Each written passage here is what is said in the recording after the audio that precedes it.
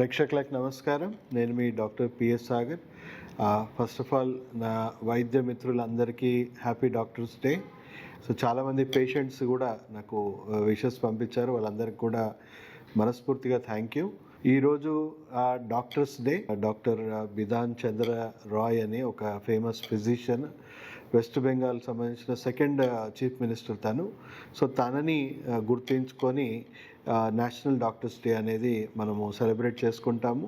ముఖ్యంగా doctors day doctors ఏదైతే హీరోస్గా భావిస్తారు మనము, ఎందుకంటే మనం కల్చరల్గా చూసుకున్న వైద్యో నారాయణ హరి అని చెప్పేసి, అంటే వైద్యుడిని దేవుడి స్థాయిలో మనము మన కల్చర్లో కూడా మనం కీర్తిస్తుంటాము. అలాగే ఎంతో ఎఫర్ట్స్, ఎన్నో సాక్రిఫైసెస్ చేస్తూ డాక్టర్ వృత్తిలో వస్తారు. ఎంతో జీవితాంతం ఎన్నో సాక్రిఫైసెస్ చేస్తూనే ఉండాల్సి వస్తుంది ఈ వృత్తిలో. సో డాక్టర్స్ని వాళ్ళ శ్రమని గుర్తించి ఈ వైద్యుల దినోత్సవం అనేది జరుపుకుంటూ ఉంటారు. కానీ ఈరోజు కొన్ని చేదు అనుభవాలు, నిజాలు మనం మాట్లాడుకుందాం. వైద్య వృత్తిలో డాక్టర్ ఎంత నలిగిపోతున్నాడు, ఎంత అనారోగ్యం పాలవుతూ ఉన్నారు అనేది ఒక షాకింగ్ మీకు స్టడీస్ నేను చెప్తాను మీకు. సో డాక్టర్ కంటిన్యూగా ఎప్పుడు స్ట్రెస్ఫుల్ లైఫ్లో ఉంటాడు, ఎక్కువగా పేషెంట్స్తో ఎక్స్పోజ్ అవుతూ ఉంటాడు, ఎన్నో వైరస్ బ్యాక్టీరియాస్కి ఎక్స్పోజ్ అవుతూ ఉంటారు, మెంటల్గా డిస్టర్బెన్స్ కూడా క్రియేట్ అవుతూ ఉంటుంది. సో దానివల్ల అతి స్ట్రెస్ఫుల్ లైఫ్ స్టైల్ కాబట్టి ఒక నార్మల్, అంటే అందరి ఆరోగ్యాన్ని పట్టించుకొని తన ఆరోగ్యాన్ని పట్టించుకునే సమయం, సరైన సమయం లేక మెంటల్గా ఫిజికల్గా చాలా ఇబ్బంది పడడం వల్ల మనం చూసుకుంటే ఒక నార్మల్ హ్యూమన్ బీయింగ్, మన ఇండియన్స్ లైఫ్ ఎక్స్పెక్టెన్సీ మనం చూసుకుంటే 69 to 72 ఉందండి ఇప్పుడు యావరేజ్ లైఫ్ ఎక్స్పెక్టెన్సీ. కానీ ఒక డాక్టర్ లైఫ్ ఎక్స్పెక్టెన్సీ వచ్చేసి 57 to 59కి పడిపోయింది. అంటే ఒక నార్మల్ పర్సన్ ఇండియన్తో కంపేర్ చేసుకుంటే డాక్టర్స్ లైఫ్ స్పాన్ ఇంకా పడిపోయింది. అంటే డాక్టర్స్ కూడా ఆరోగ్యంగా మారాలి. డాక్టర్స్ మీద ఎన్నో బాధ్యతలు ఉన్నాయి. దేశాన్ని ఆరోగ్యంగా ఉంచాలి, ప్రజలను ఆరోగ్యంగా ఉంచాలంటే వైద్య మిత్రులు అందరూ కూడా ఎంతో ఆరోగ్యం మీద శ్రద్ధ చూపించాల్సిన అవసరం ఉంది. మనం ఈ మధ్య వరల్డ్ యోగా డే అనేది కూడా సెలబ్రేట్ చేసుకున్నాం. యోగా కొంతవరకు డైలీ పార్ట్ ఆఫ్ రొటీన్ చేసుకోవడం వల్ల మానసిక ఒత్తిడి తగ్గించుకోవడానికి, శారీరకంగా కూడా ఎంతో కొంత మీ ఫిజికల్ యాక్టివిటీ అనేది జరుగుతుంది. సో యోగాని అడాప్ట్ చేసుకోవడం చాలా important. Diet, lifestyle and circadian బయోరిథమ్స్ని ఫాలో అవ్వడం వల్ల డాక్టర్స్ని కొంతవరకు లైఫ్ స్టైల్ డిసీజెస్ని కూడా మనం రికవర్ అవ్వడానికి హెల్ప్ అవుతుంది. ముఖ్యంగా వైద్య వ్యవస్థ కూడా జబ్బు చేసిందండి. కంప్లీట్గా వైద్య వ్యవస్థ కూడా ఒక ప్రక్షాళన జరగాల్సిన అవసరం ఉంది. వేల సంవత్సరాల నుంచి ఉన్న వైద్యం చాలా ప్రొయాక్టివ్గా ఉండిందండి. అంటే ప్రొయాక్టివ్ అంటే వీలైనంత మటుకు రోగాలు రాకుండా ఒక చక్కటి జీవన శైలిని ఎలా పాటించాలి అనే విషయం మీద అప్పుడున్న డాక్టర్లు ప్రొయాక్టివ్గా ఉండేవాళ్ళు. అంటే డాక్టర్స్గా ఎక్కువగా హీలర్స్గా ఉండేవాళ్ళు. అంటే రోగం రాకుండా ఎలాంటి జీవన శైలి పాటించాలి, ఒకవేళ వచ్చిందనుకోండి మూలాల నుంచి ఎలా నయం చేసుకోవాలి, ఎలా ప్రివెంట్ చేయాలి, ఎలా క్యూర్ చేయాలి అనే ఒకప్పుడు డాక్టర్. ప్రజెంట్ ఉన్న డాక్టర్ ఎడ్యుకేషన్ కానీ వాళ్ళు పాటిస్తున్న విధానం కానీ కంప్లీట్గా ఒక కార్పొరేట్ స్టైల్లో జరుగుతున్న వైద్యం ఏదైతే ఇప్పుడు ఉందో అది పూర్తిగా ఒక రియాక్టివ్ మోడల్. అంటే రోగం రావాలి, రోగాన్ని మేనేజ్ చేయాలి, ప్రివెన్షన్ ఉండదు, క్యూర్ ఉండదు. ప్రతి రోగాన్ని జాగ్రత్తగా దీర్ఘకాలికంగా మందులు వాడించుకుంటూ సర్జరీ దాకా తీసుకెళ్ళి పూర్తిగా ఆరోగ్యం పాడైపోయి పేషెంట్ పూర్తి స్థాయిలో ఆర్థికంగా, మానసికంగా, శారీరకంగా సఫర్ అయ్యే వైద్య విధానం ఇప్పుడు ఉందండి. ప్రపంచంలో ఓల్డెస్ట్ మెడికల్ టెక్స్ట్ బుక్ ఒకటి ఉందండి. దాన్ని చైనాలో ఇప్పటికీ కూడా, అంటే మనం ఎన్నో కోల్పోయాము, మన దగ్గర అలాంటి లిటరేచర్ చాలా మటుకు కోల్పోయాము. బట్ 5000 years బ్యాక్ హుయాంగ్ డి నీజింగ్ అని చెప్పేసి ఒక ఓల్డెస్ట్ మెడికల్ టెక్స్ట్ బుక్ ఉందండి. దాంట్లో ఫస్ట్ పేజ్లో ఏం రాస్తుందంటే చైనీస్ భాషలో, అంటే ఫస్ట్ పేజ్లో రాస్తుందంటే వైద్య వ్యవస్థ ఎలా ఉండాలి, వైద్యుడు ఎలా ఉండాలి అని ఒక చాలా ఇంపార్టెంట్ మెసేజ్ ఆ ఫస్ట్ పేజ్లో ఉంది. దాంట్లో చైనీస్లో ఉంది, కానీ నేను మీకు ఇంగ్లీష్లో చెప్తాను. ఏముందంటే 3 lines రాస్తుందండి. ఫస్ట్ లైన్లో ఏం రాస్తుందంటే superior doctors prevent the disease. అంటే అత్యున్నతమైన వైద్యుడు ఎవరు అంటే రోగాలే రాకుండా సమాజాన్ని ఆరోగ్యంగా ఎలా ఉంచాలి అనుకునే వాళ్ళే అత్యున్నతమైన వైద్యుడు అని.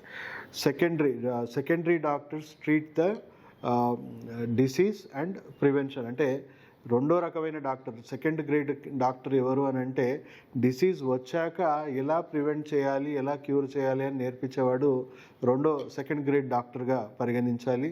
Third grade doctor will treat the full blown disease. అంటే థర్డ్ గ్రేడ్ డాక్టర్ ఎవరు అంటే రోగం పూర్తిగా వచ్చేదాకా వేచి చూడాలి, ఆ రోగాన్ని మేనేజ్ చేసుకుంటూనే ఉండాలి. అంటే ఇప్పుడున్న సొసైటీలో థర్డ్ గ్రేడ్ డాక్టర్స్ ఉన్నారు. మన పూర్వీకులు ముందే వైద్యుడు ఎలా ఉండాలి, వైద్య వ్యవస్థ ఎలా ఉండాలి అని చెప్పేసి మనకు ఒక మంచి మార్గ నిర్దేశకాలు ముందే ఇచ్చారు. సో ఇప్పుడున్న డాక్టర్స్ అందరికీ నా సలహా, ఇప్పుడున్న సొసైటీకి నేను ఒక గ్లోబల్ హెల్త్ అడ్వైజర్గా నేను మీకు ఇచ్చే సలహా ఏంటంటే ఈ ప్రొయాక్టివ్ హెల్త్ కేర్ సిస్టమ్ని మనం అడాప్ట్ చేసుకోవాలి. అది మనం కూడా అడాప్ట్ చేసుకోవాలి. అండ్ ఈవెన్ పేషెంట్స్ కూడా మనం ప్రొయాక్టివ్ హెల్త్ కేర్ని నేర్పించాలి.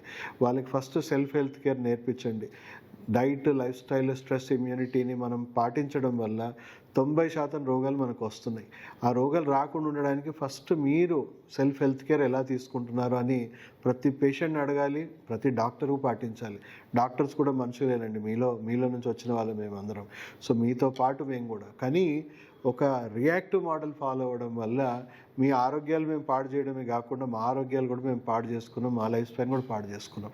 సో ఇప్పుడు నేను ఇచ్చే అడ్వైజ్ ఏంటంటే ప్రక్షాళన జరగాలి, వ్యవస్థలో ప్రక్షాళన జరగాలి. అది జరుగుతుంది కూడా. ప్రపంచ ఆరోగ్య సంస్థ ఆ దిశలో పనిచేస్తూ ఉంది, సెంట్రల్ గవర్నమెంట్ కూడా ఆ దిశలో పనిచేస్తూ ఉంది.